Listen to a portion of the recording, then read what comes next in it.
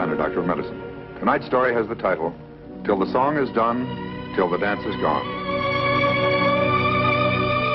Guardian of birth, healer of the sick, comforter of the aged. And the qualities of the worthy physician are three: the eye of an eagle, the heart of a lion, the hand of a woman.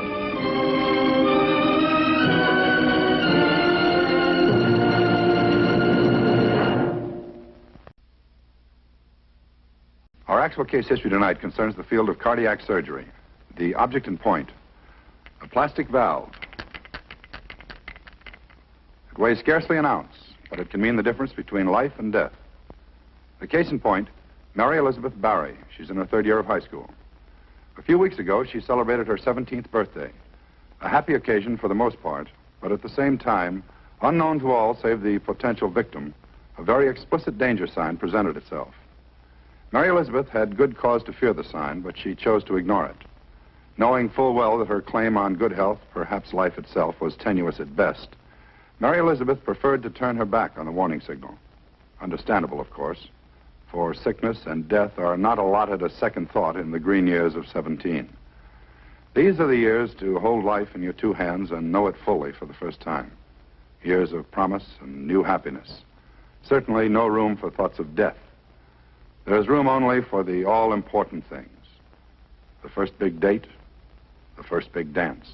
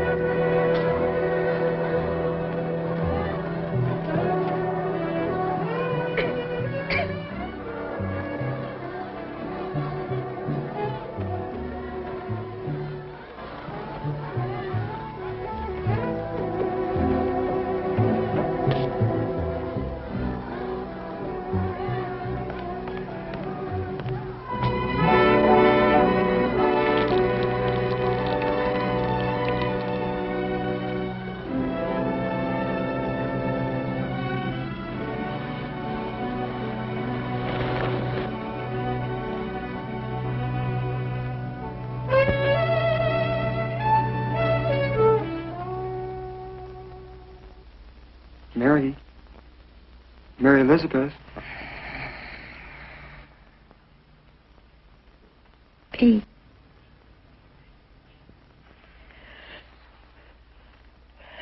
What's all this Mary Elizabeth stuff? Okay, Liz. Say, how are you anyway? Oh, I'm lots better. Just needed a little rest, I suppose. You sure gave me a scare at the dance. I mean, finding you like that. I didn't know what was coming off. I'm sorry, Pete. Stupid thing for me to do. I messed up your whole night for you. I apologize. What for? It wasn't your fault. You got sick, that's all. Nothing to apologize about. Say, what does the doctor think about it? Same thing.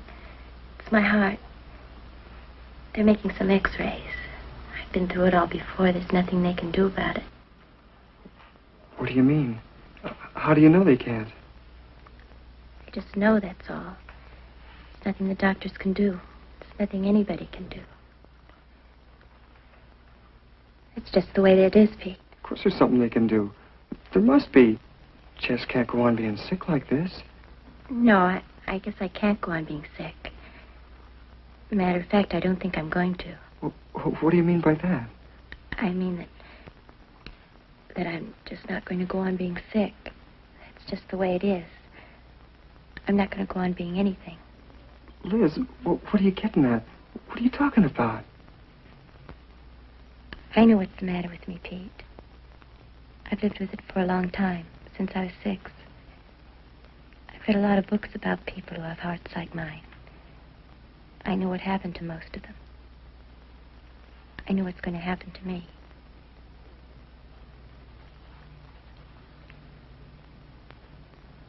I'm going to die, Pete. Huh? Liz, you're silly. You don't know what you're talking about.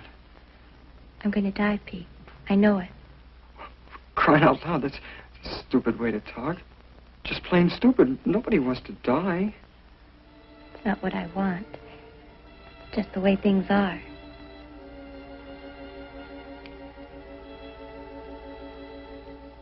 Doesn't make any sense. You're wrong. I'll bet you you're wrong. All right, Pete. I'll bet you.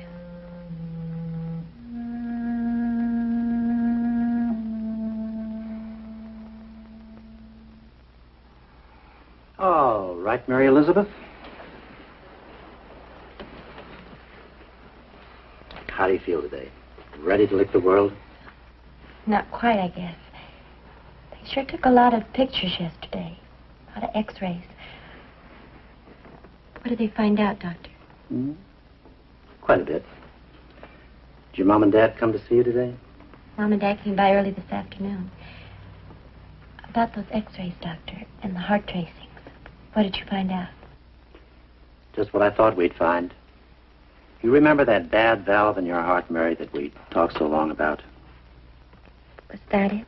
I'm afraid so. You know how it happened, don't you? I guess so. Overdoing it again. Just what you told me not to do. Your mom and dad said you were supposed to be home from the dance. Couldn't tear yourself away. Was that it? I guess so. I wanted it to happen just once. Just once in my life, I wanted to be there for the whole thing. I wanted to be there for the end of something.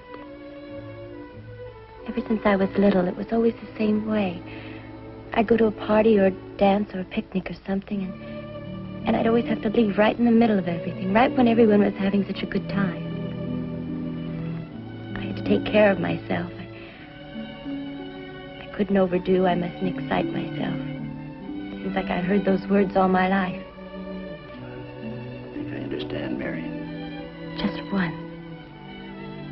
Just once I wanted it to be different. I wanted to be like everybody else. It was such a wonderful dance. I didn't want it to end. I've been to lots of dances, lots of wonderful dances. But you know something?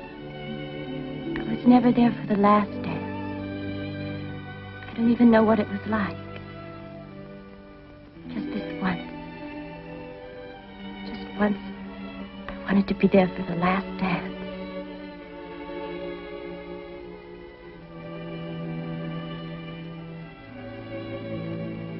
I didn't make it, not even then.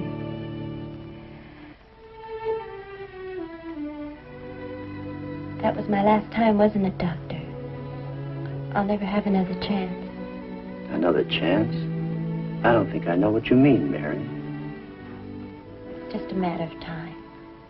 I'm going to die. Whatever gave you that idea? Of course you're not going to die. If everything works out all right, you'll have years and years ahead of you. And I'm sure it will work out. But you can't do anything about it. You can't give me a new heart. No, but we can do almost as well. We can give you a new valve in place of the one you already have. A new valve? That's right. We simply open the aorta and insert a plastic valve. I talked to your mother and father about this. I'd like to know what you think. Well, I don't know exactly. It just sounds too good to be true. I don't know what I think. You might concentrate on that last dance idea. Because I think you have a good chance of making it finally. My boyfriend, Pete, I made a bet with him. I said I was going to die. Young lady, that's one bet you deserve to lose. And I think I'll make sure you do lose it.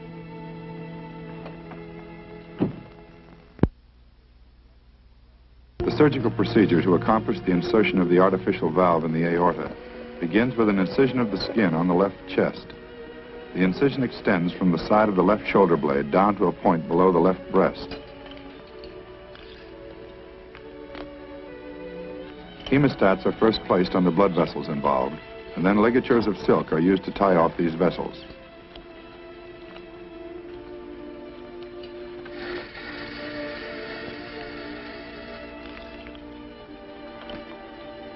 The exposed layers of muscle, in turn, are divided until the rib cage lies exposed.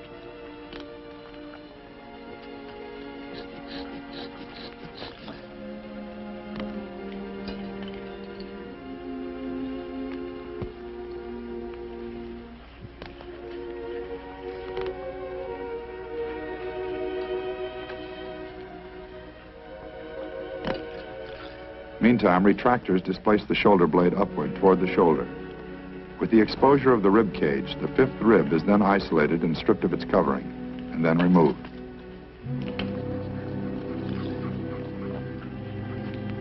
Thereafter, an incision is made in the pleura, the thin membrane lining the chest. The chest now lies open, and the lung can be seen moving rhythmically with the respiratory effort.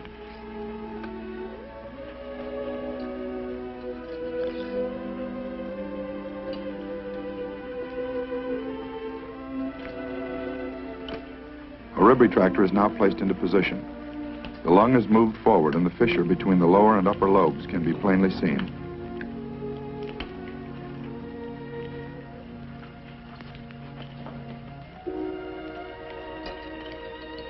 The aorta itself now becomes visible just behind the lung. A suction tip is used to remove fluid along the aorta.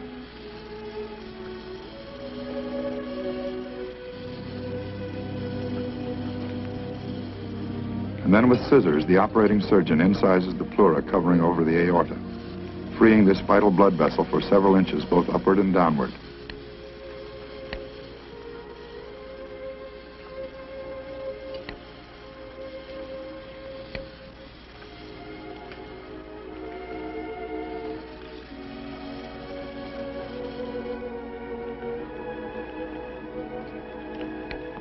Smaller blood vessels around and under the aorta are subsequently cut, tied off, and divided, thus permitting more freedom of movement for the aorta.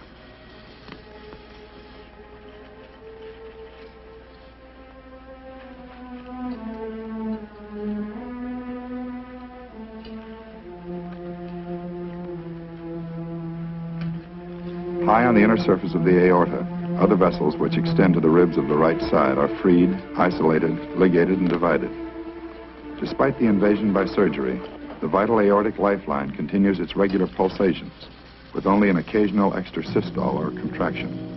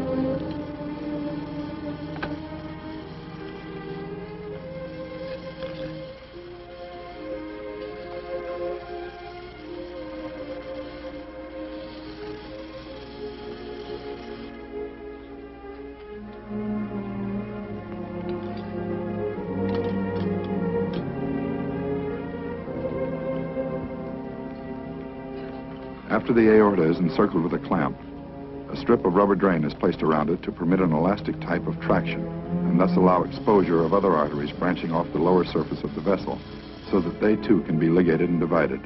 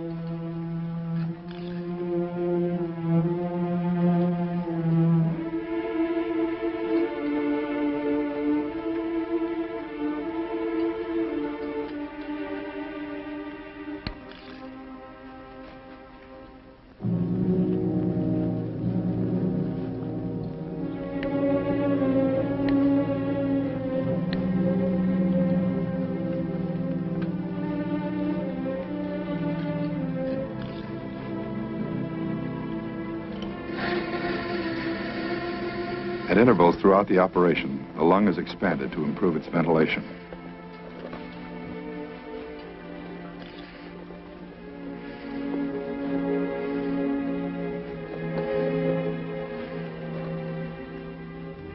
Scissors are used to separate the important vagus nerve which passes along the upper surface of the aorta and further over to the root of the lung. This vagus nerve, the 10th cranial nerve, has not only motor but sensory functions which stimulate the heart, lung, throat, the stomach, and most of the intestines. During the surgical procedure, this nerve may be seen from time to time as a white cord.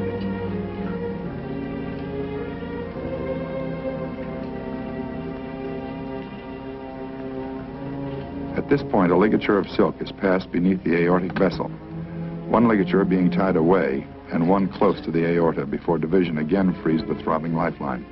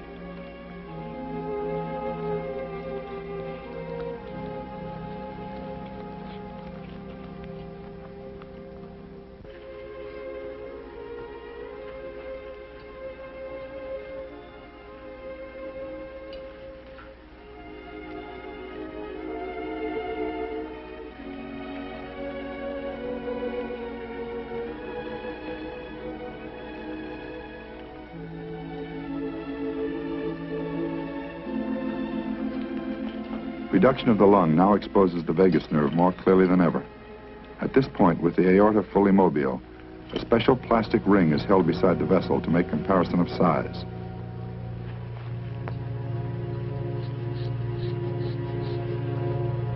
The type of plastic valve to be used is also brought into position for comparison of size.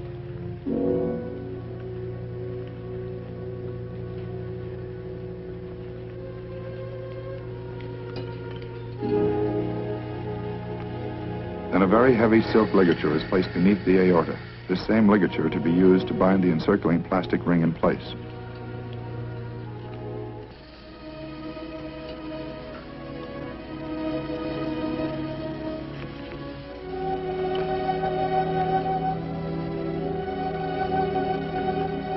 After which a valve of suitable size is selected and held with a clamp.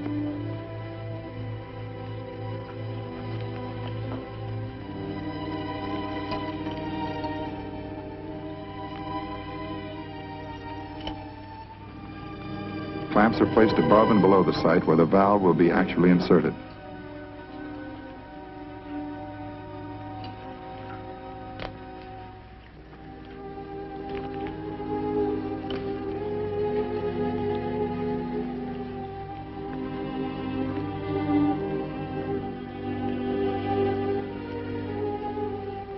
A small amount of blood is extracted from a portion of the aorta, and then finally and at last, the task of actually inserting the new valve begins.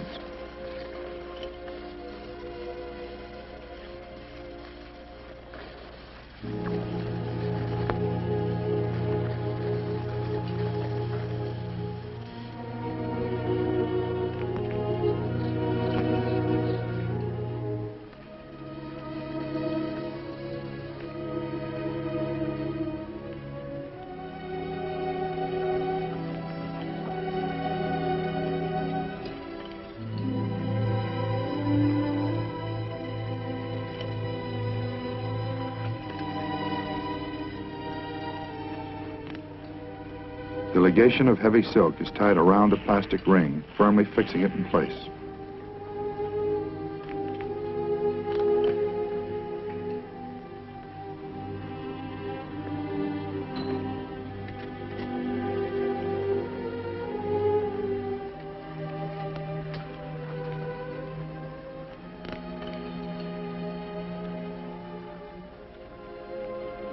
The lower end of the valve is inserted into the aorta, and another plastic ring is fixed in a similar binding position as before. The valve itself contains a quantity of heparin, a substance which prevents clotting of the blood.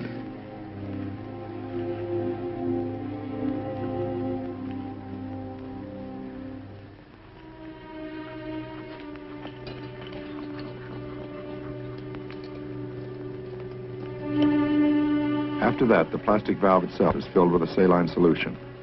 This is done to rid the valve of air bubbles and also to avoid initial shock until the new valve is functioning smoothly. The first eddying currents through the valve are now seen as blood washes through. When the heart is resting between beats, the flow of blood carries the ball upward and to the right, where it momentarily closes the plastic tube to prevent the return flow of blood.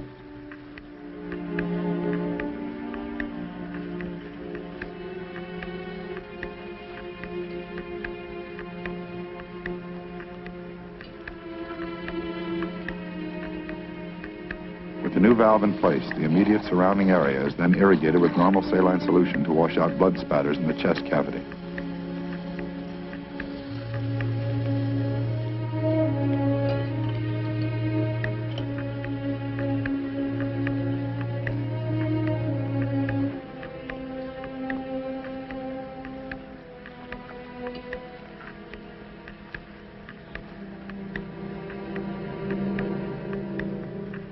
A sheet of plastic is used to encircle the valve and approximately 1 inch of actual aortic tissue at either end. The individual stitches or sutures are placed to close the pleura over the plastic sheet, the aorta, and the new valve.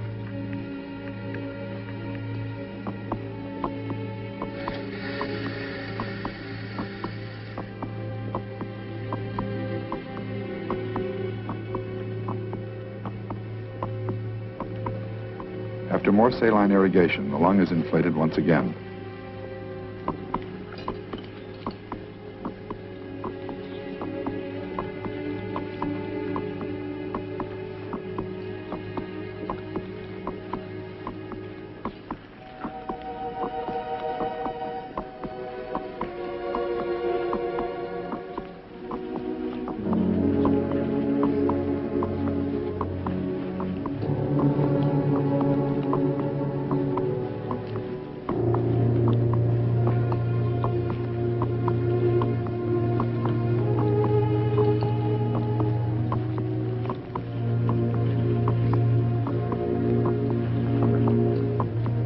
Which have been sprung apart are now released and joined with the aid of a small mechanical contractor. The layers of muscle are replaced as before, and the skin and its immediate underlying tissue is closed with sutures. A catheter, a section of rubber tubing, is used to withdraw air or any seepage from the pleural space. The operation is at an end.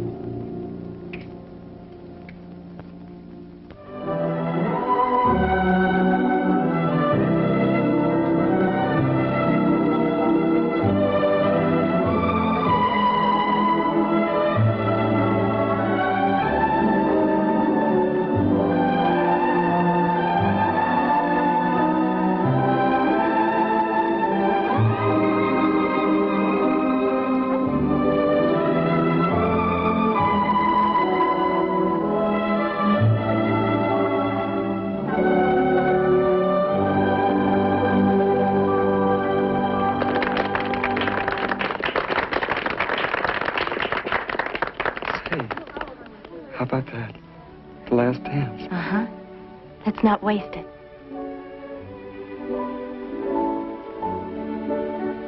What are you smiling at? I don't know. It's the dance. The wonderful, wonderful dance. You act like you're glad it's over. It's not over, Pete. It won't be over. Not for a long, long time.